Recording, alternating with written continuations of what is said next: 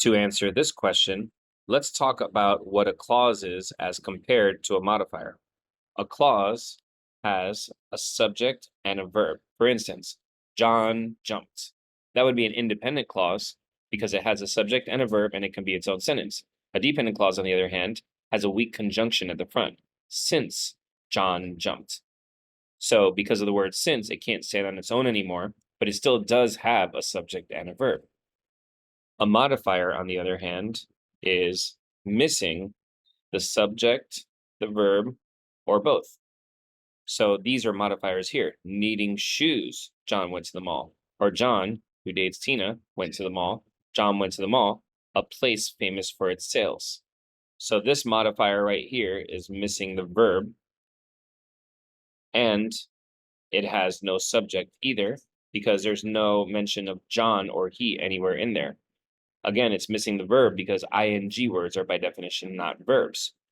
The middle modifier on the next line, it has a verb, but it's missing the subject because who is not the same as John or he.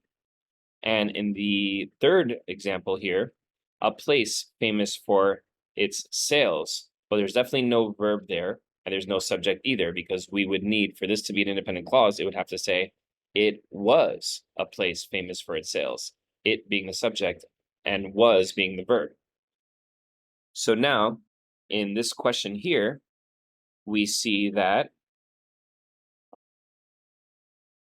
archaeologists estimated that the city they're talking about, located across the Mississippi River, had as many as 20,000 inhabitants in a certain year, making it one of the largest cities at the time.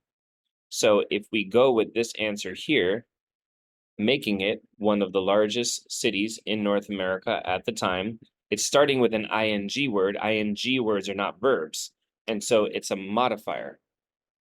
And a modifier is simply attached to the rest of the sentence by commas, which is exactly what C would do.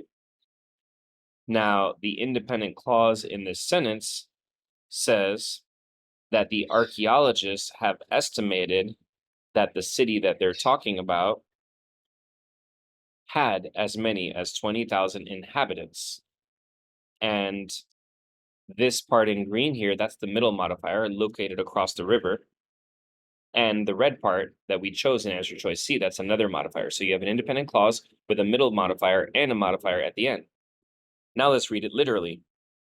Archaeologists have estimated that the pre-Columbian Native American city of Cahokia, located across the Mississippi River from modern-day St. Louis, Missouri, had as many as 20,000 inhabitants in the year 1150, making it one of the largest cities in North America at the time.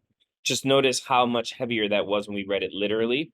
We believe very heavily that the more you can read generally, read big, as we call it, the better you'll be on the SAT reading and writing section.